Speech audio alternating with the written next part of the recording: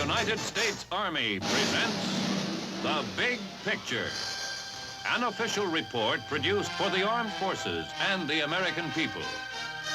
Now, to show you part of the big picture, here is Sergeant Stuart Queen.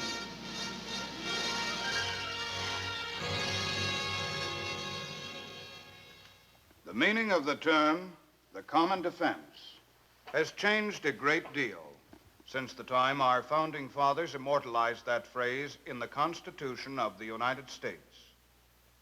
In those days, the Army was the bulwark of the young nation's defense. But in the years and the wars that followed, the mighty sister services of the Navy and the Air Force came into being and developed to equal stature. Today, the three services operate under a unified command, working together as the armed forces of the United States. Together, they share the new weapons brought forth by the era of missiles and nuclear arms, and contribute their resources to the military exploration of the new world of outer space.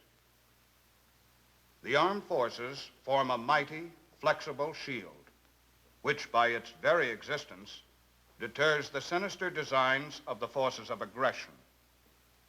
Your Army, Navy, and Air Force form a valiant team that continues to discharge with glory its great and proud responsibility, the common defense of the United States. This is a report on the nation's defense effort for the year 1958. It is not only about the armed forces, it is by the armed forces and for the armed forces. It is a report of deeds, not words, of performances, not promises. It is a message for every American, men and women in and out of uniform, men in battle gear, and women in white, men in the sky, men on the sea, and under it, missile men, all united in one purpose, to keep a pledge to which a great American dedicated this nation almost 100 years ago. That government of the people, by the people, for the people, shall not perish from the earth. Today, the greatest challenge to human freedom, communist aggression, threatens the free world. Our Commander-in-Chief summed up our answer to this challenge of organized slavery. The people of the United States do not wish to enslave or control any other nation or any other people. They seek only to enjoy with their fellow men peace, a peace of honor and justice. They respect the rights of all people to do the same. The United States is strong and will remain strong because that is the only way in today's world that the peace can be protected. But the United States will never use that strength to break the peace. The men of the armed forces launched America into the space age when the Army sent aloft our first satellite, Explorer 1, on January 31st, 1958. The Navy shortly afterward launched its Vanguard satellite. Smaller than the others, but constructed with greater precision, it is expected to orbit the Earth for 200 years.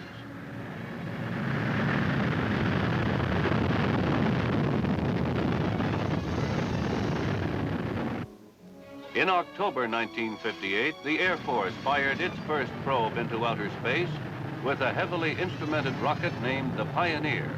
It was catapulted 71,300 miles. Then in December, a huge Atlas ICBM was thrust into orbit as a satellite.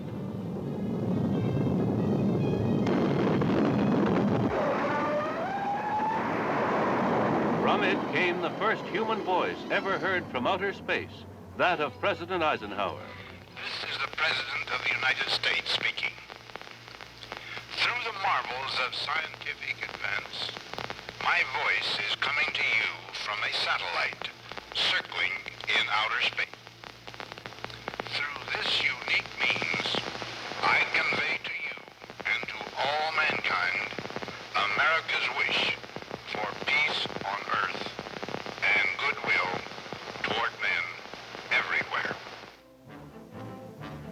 Preparations in 1958 resulted in the National Aeronautics and Space Administration launching America's first solar satellite on March 3, 1959, assisted by the Army rocket team, which fired Pioneer 4 with its powerful Juno rocket.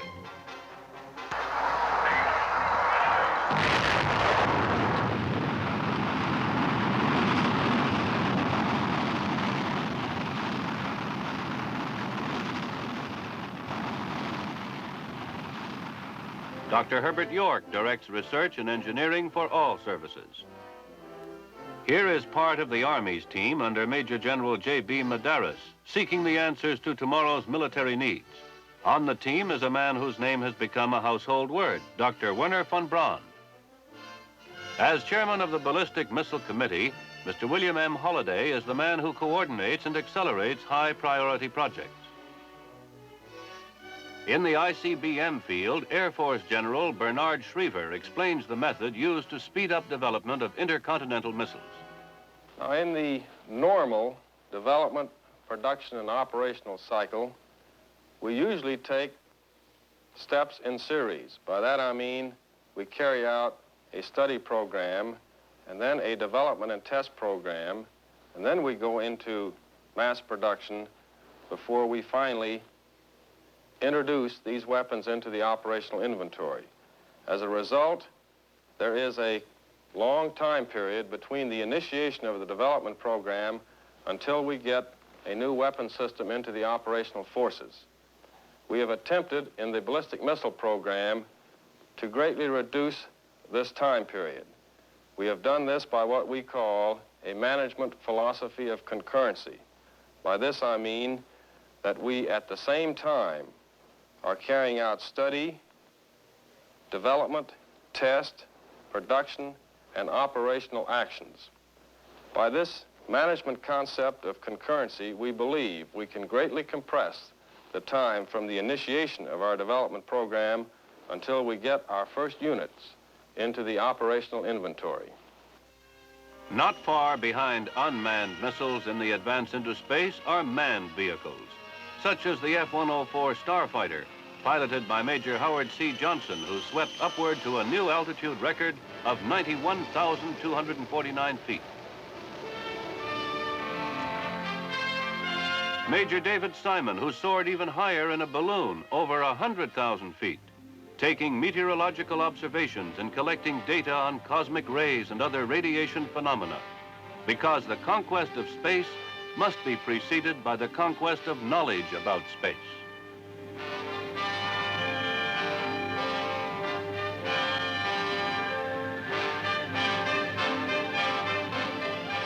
But learning about space may take odd paths, sometimes very earthbound.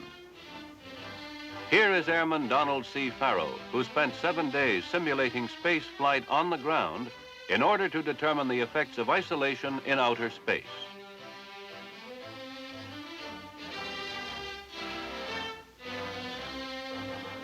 The vast areas of the faraway corners of Earth offered still another challenge successfully met.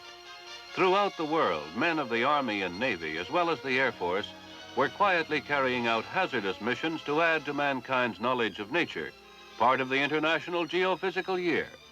The Navy's Operation Deep Freeze successfully maintained many scientific bases in Antarctica, including one at the South Pole. If our defense frontiers stretch into outer space, they reach into the caverns of the seas as well. For our Navy, the year was truly one of extraordinary achievement. The fictional submarine Nautilus of Jules Verne's great romantic adventure, 20,000 Leagues Under the Sea, was eclipsed by its namesake in reality. The first of our nuclear-powered subs made a historic passage across the North Pole by cruising under the Arctic ice. And the U.S. Navy, Sunday, 3 August, 1958, 23:15 Eastern Daylight Saving Time, the North Pole.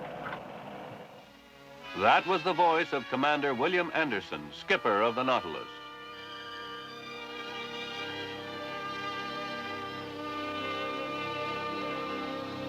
And to prove that this feat was not just a freak of good luck, the atomic submarine Skate repeated the journey shortly afterward. It circled the North Pole twice before it went on and surfaced in several ice-free spots.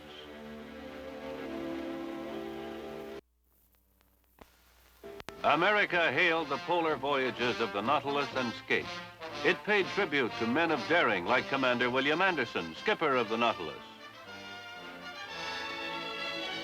and men of vision like Vice Admiral Hyman Rickover, father of the atomic submarine. In honoring the living, we did not forget those whose deeds and sacrifices had transmitted the heritage of freedom guarded by our fighting men of today. From the shivering Continentals who endured the rigors of Valley Forge, to the rugged defenders of the free world's frontiers, from the Minutemen at Lexington, to the missile men of today. At Arlington Cemetery, the nation paid its most solemn tribute when it enshrined the unknown servicemen of World War II and Korea.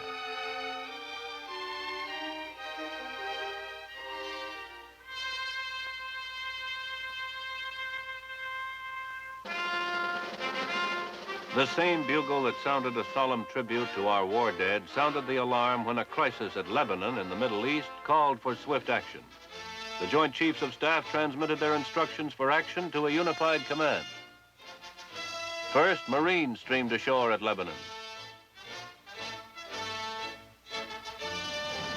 Then the Air Force airlifted Army paratroopers to the troubled spot. While offshore, the ships and planes of the United States Sixth Fleet stood guard. A composite air strike force was immediately flown to nearby Turkey, combat ready for any emergency. All these forces, acting under a single commander, set a classic example of non-interference. They remained neutral and kept outside countries neutral, so that the Lebanese could settle their political differences by themselves. This they did.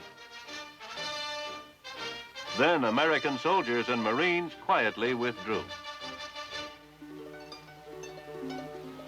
Only weeks later, American power made another impressive show of global mobility 10,000 miles away. This time in the Straits of Formosa, when Communist China dropped another spark into the tinderbox of the Quemoys, held by Free China. Again, the rulers of Red China, the Soviet Union's largest satellite, threatened to seize the islands. They gave bloody emphasis to their threat by a savage bombardment that destroyed civilian villages and took many lives.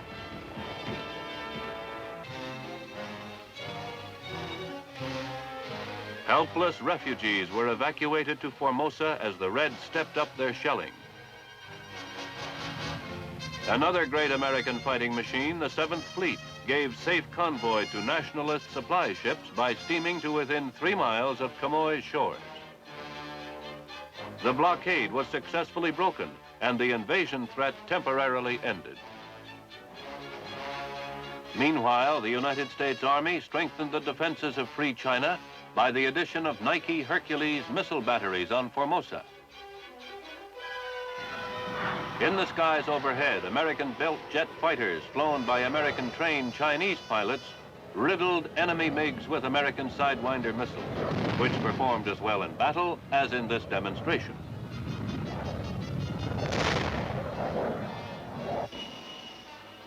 To Formosa itself, the United States Air Force rushed a composite strike force, airlifting some F-104 Star fighters from the United States to the Far East to strengthen Pacific defense in that area.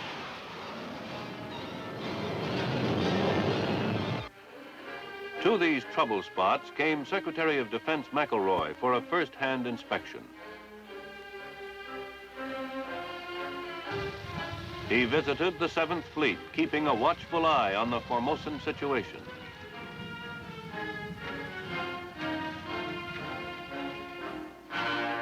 Then he flew to the other side of the globe to visit Turkey, the anchor of our NATO flank in the Middle East. He found our Turkish allies busy strengthening the NATO shield against aggression. The American equipment which these fine fighters had mastered was proudly shown to the Secretary on Turkey's Independence Day.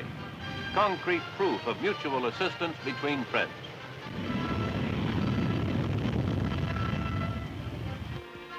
The crises in the Middle and Far East gave impetus to Secretary McElroy and his Pentagon Advisory Group in their task of reorganizing the Defense Department in order to streamline the chain of command.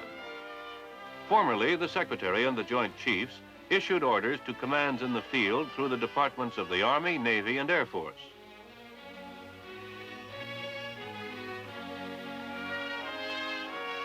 Today, because of the Department of Defense Reorganization Act of 1958, the Secretary of Defense, through the Joint Chiefs of Staff, issues orders direct to the unified and specified commands.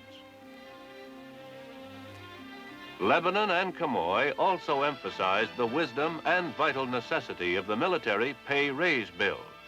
In an era of weapons and combat techniques of fantastic complexity, the individual fighting man gains, not loses, in importance.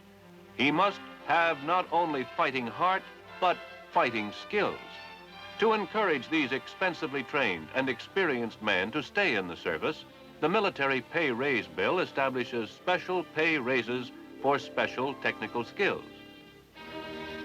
Whatever uniform they wear, the dedicated women in each service also provide specialists in many fields. While we must train our specialists and develop our weapons for meeting every threat, we must also soberly weigh the cost. In the words of our president, we must guard against feverish building of vast armaments to meet glibly predicted moments of so-called maximum peril. The threat we face is not sporadic or dated. It is continuous. Let us take a look at what a year of modernization has accomplished for our arms. In our Army, the already formidable firepower of the infantryman is being increased as production starts on the new M60 machine gun.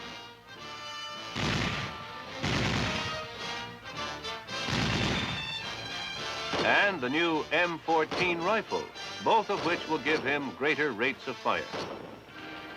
The pentomic reorganization of the infantry and airborne divisions into 5 battle groups has been completed. This new organization has improved the striking power, mobility, and flexibility of these divisions.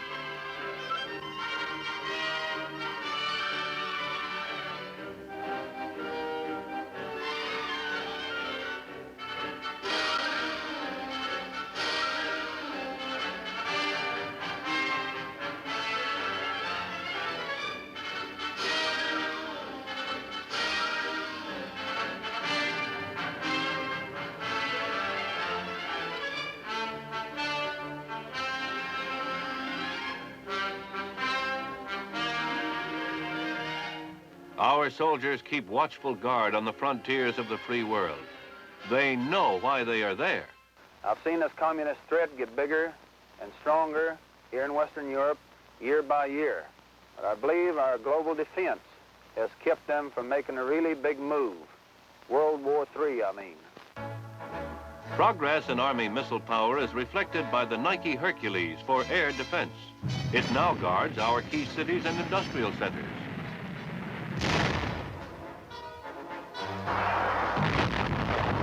New solid fuel missiles like the Sergeant are rapidly being developed to operational status, capable of an atomic punch. They will be smaller, lighter, and more mobile than their predecessors. The Army Jupiter, shown here firing at Cape Canaveral, is an inter-service missile. It will be manned by Air Force crews when deployed. The Air Force Thor has been deployed in England. British crews are being trained to man these intermediate-range ballistic missiles. Operational crews are in training for the Beaumark, the Air Force's long-range anti-aircraft missile for area defense.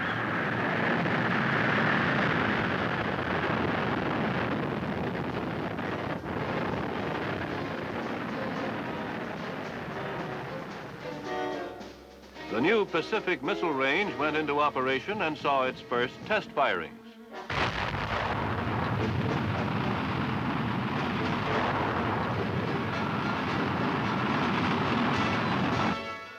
The first ICBM squadron, manned with Atlas, is now in training at Vandenberg Air Force Base in California. The Air Force, besides its role in missile development, continues to expand its capabilities in range and striking power. An example is the non-stop flight of a strategic air command jet tanker from Tokyo to the Azores without refueling, a distance of over 10,000 miles. The F-104 made its appearance, the world's fastest and highest flying jet fighter. Preparations moved along on the first trial flight of the X-15, the experimental plane that is expected to carry its pilot farther into space than any human has yet flown. Today's Navy emphasizes sea power plus science as it drives ahead on the seas, in the skies above, and the waters beneath. 1958 saw the launching of the world's largest submarine, the atomic-powered Triton, and the fastest, the Skipjack, and 28 more either building or authorized.